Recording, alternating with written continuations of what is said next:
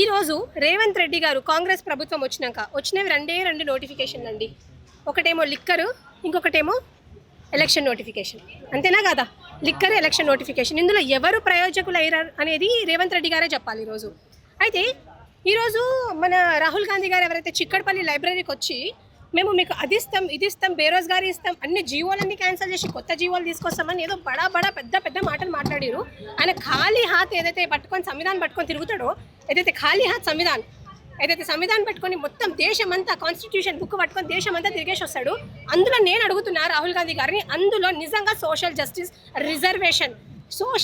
और रिजर्वेशन के नाम का कोई चीज़ है या नहीं? ఇది నేను రాహుల్ గాంధీ గారిని అడుగుతున్నాను. మీరు ఏదైతే అకౌంటబిలిటీ, ఏదైతే ట్రాన్స్పరసీ అని చెప్పేసి మాకు ప్రామిసెస్ చేసినారో, మరి ఏమైపోయింది మీ అకౌంటబిలిటీ, ట్రాన్స్పరసీ? ఎందుకు డిలేస్ అవుతున్నాయి? ఎందుకు మీరు ఇచ్చే అప్లికేషన్స్లోనే ఎందుకు డిలేస్ అవుతున్నాయి? ఈరోజు మీరు చూసుకున్నట్టయితే according to labour force survey అండి, పీరియాడిక్ లేబర్ ఫోర్స్ సర్వే, మొత్తం ఇండియాలో ఉండే అన్ఎంప్లాయ్మెంట్ రేట్ చూసుకుంటే 5.6% ఉంటే తెలంగాణలో ఉండే అన్ఎంప్లాయ్మెంట్ రేట్ ఎంత ఉందండి? 8.9% ఉంది. ఎంత సీరియస్ కన్సర్న్ ఇది? The Congress government is neglecting the students who are the stakeholders of future Telangana. Who are the stakeholders of future Telangana? ఈరోజు అన్ఎంప్లాయిడ్ ఆస్పిరెంట్స్, ఈరోజు ఎవరైతే స్టూడెంట్స్ ఉన్నారో వీళ్ళు లేకపోతే తెలంగాణ ఎప్పటికీ సాధించకపోయే వాళ్ళము. ఎంతకైనా వాళ్ళ సాక్రిఫైసెస్, ఏవైతే వాళ్ళకి సాక్రిఫైసెస్, వాళ్ళ కమిట్మెంట్ ఉందో దానికి ఎంతకైనా ఈరోజు న్యాయం జరగాలని కోరుకుంటున్నాను. ఈరోజు మా రేవంత్ రెడ్డి గారు అంటారు నేను 60,000 ఉద్యోగాలు ఇచ్చిన అంటారు. సరే సార్, మీరు 60,000 ఉద్యోగాలే ఇచ్చినారు, మరి మిగతా 140,000 ఉద్యోగాలు ఎవరికి ఇచ్చారు? We're far more qualified than your ministers and your MPs. కానీ మీరు ఈరోజు అయితే చేస్తున్నారో, మీరు ఎంతసేపు డబ్బులు దండుకోవాలా, ఎంతసేపు రెవెన్యూ దండుకోవాలి, ఇది మాత్రం తప్పితే ఎక్కడ కూడా మాకు ఎంప్లాయ్మెంట్ ఇవ్వాలనే ఆలోచన ఎక్కడ కూడా లేదు. ఒకవేళ ఉండుంటే ఈరోజు తెలంగాణ రాష్ట్రం ఇలా ఉండేది కాదు. I'm requesting the Congress government, చాలాసార్లు రిక్వెస్ట్ చేశాను. This is the last and final warning I'm giving to the Congress government. ఎవరైతే మంత్రులు ఉన్నారో మీ జాబ్ మీరు చేసుకోండి. ఎడ్యుకేషన్ మినిస్టర్ ఎవరైతే ఉన్నారో ఆయనను ముందుకు పంపిస్తే మేము ఏం జాబులు ఇచ్చినావు, ఎంతమందికి ఇచ్చినావు అనేది మీరు వచ్చి లెక్క పెట్టుకోండి, తలాలు ఎంతమందికి ఇచ్చారని చెప్పేసి. మీరు ఇష్టం వచ్చినట్టు మాటలు మాట్లాడితే మాత్రం బాగోదని నేను రేవంత్ రెడ్డి గారికి సూచిస్తున్నాను. And one last thing what I want to request the government is, ఏవైతే 2 లక్షల జాబులు మీరు manifesto, you treat manifesto as your Bhagwan, right? So మీ మేనిఫెస్టో ఏదైతే మీ భగవాన్ మేనిఫెస్టోలో ఉందో, I'm requesting the government to uphold on those promises. ఏవైతే మీరు రాష్ట్రాన్ని కల్లోలం చేస్తున్నారో గుర్తుపెట్టుకోవాలి రేవంత్ రెడ్డి గారు. మళ్ళీ ఎలక్షన్స్ వస్తాయి, అప్పుడు మేము మీకు ఓట్లు వేస్తేనే మీరు వస్తారని చెప్పేసి నేను ఇక్కడి నుంచి వార్న్ చేస్తున్నాను. నోటిఫికేషన్లు ఏరా బాబు అంటే ఫస్ట్ ఏం చెప్పిర్రు? ఫస్ట్ ఎస్సీ కమిషన్ అని చెప్పిర్రు. 3 నెలలు గడిచింది. మళ్ళీ ఏమరా బాబు అంటే బీసీ కమిషన్ అన్నారు, బీసీ రిజర్వేషన్ అన్నారు. శాంతికుమారి అధ్యక్షతన కమిటీ వేసింది, ఆ నివేదిక రావాలన్నారు. ఎస్సీ రిజర్వేషన్ టాపిక్ పోయింది, బీసీ రిజర్వేషన్ పోయింది, తర్వాత లోకల్ బాడీ ఎలక్షన్లు పోయినాయి. ఇక దాని తర్వాత శాంతికుమారి నివేదిక అన్నాడు, దాని తర్వాత సిలబస్ కమిటీ మార్చాలన్నాడు. 10 అబద్ధాలు ఆడిండు. దాని తర్వాత రాహుల్ గాంధీ వచ్చి ఆడ చిక్కడపల్లికి వచ్చి ఏదో ముచ్చట చెప్పిండు.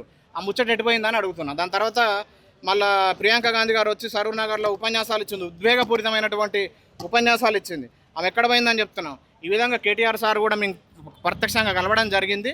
దాని తర్వాత నేషనల్ మీడియాలో ఇంకా ఉవ్వెత్తన చేయాలనేది కూడా దీని మీద ఉన్నది.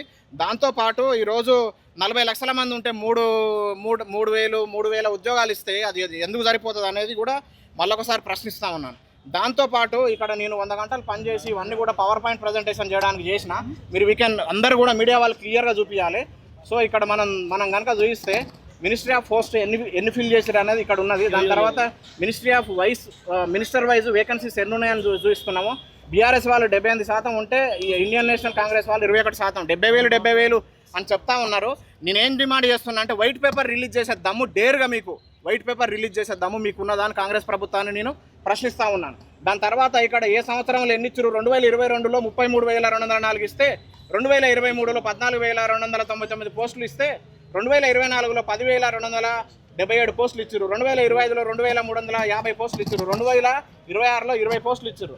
ఇవన్నీ కూడా నేను చాలా అథెంటిక్గా 100 గంటలు పనిచేసి పవర్ పాయింట్ ప్రజెంటేషన్ చేస్తున్నా.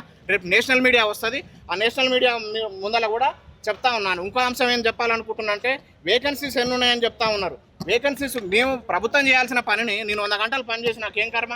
మినిస్ట్రీ ఆఫ్ ఎడ్యుకేషన్లో 55,444 పోస్టులు ఉన్నాయి, మినిస్ట్రీ ఆఫ్ హోమ్లో 2,181 పోస్టులు ఉన్నాయి, మినిస్ట్రీ ఆఫ్ ఇరిగేషన్లో 945 పోస్టులు ఉన్నాయి, మినిస్ట్రీ ఆఫ్ హెల్త్లో 6,000 పోస్టులు ఉన్నాయి, మినిస్ట్రీ ఆఫ్ ఎలక్ట్రిసిటీలో 5,368 పోస్టులు ఉన్నాయి. వీళ్ళు చెప్పినట్టు అరౌండ్ 2 లక్షల ఉద్యోగాలు ఇస్తే ఇప్పుడు 60,000 ఉద్యోగాలు ఫిల్ చేస్తారు, 1,40,000 ఉద్యోగాలు ఖాళీగా ఉన్నప్పుడు 1,40,000 ఉద్యోగాలకు భర్తీ చేయాలి కదా.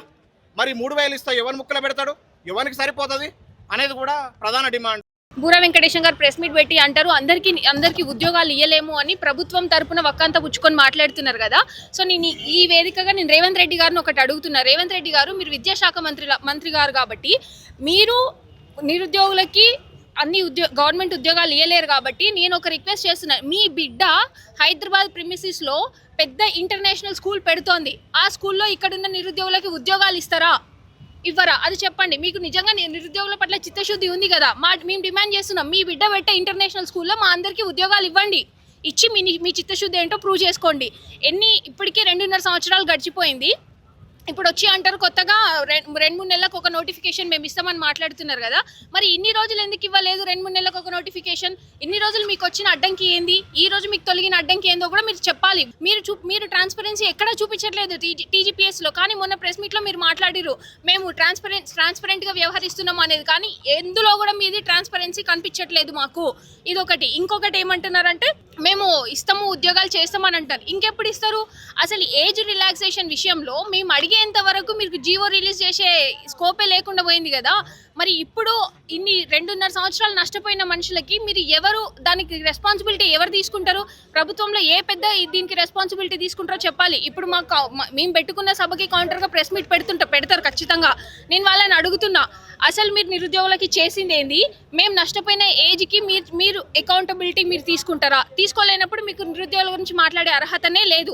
సో ఈ రోజు సభ గనక చూసినట్టయితే ఇంతమంది నిరుద్యోగులు ఏకమై ఒక సభకు వచ్చినారు అని అంటే దాని అర్థం ఏంటి? మీ మీద మాకున్న వ్యతిరేకత. సో దయచేసి మీరు ఇస్తున్న ఉద్యోగాలు 100, 10లో ఇస్తున్నారు. అది కాదు మాకు కావాల్సింది, లక్షల్లో ఇవ్వాల్సిందే. ఎందుకు అని అంటే ఎలక్షన్స్ ముందేమో మీకు ఉద్యోగాలు లక్షల్లో కనిపిస్తాయి.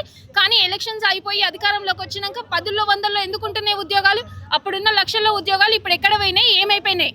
అంటే మీ వాళ్ళకి మీరు ఇచ్చేసుకున్నారా? ఇచ్చేసుకుంటే అది కూడా చెప్పండి. మరి అది కూడా చెప్పకుండా మీ 10లు, 100లు ఇస్తే ఇంతమంది లక్షల్లో ఉన్న నిరుద్యోగ యువత ఏమైపోవాలి?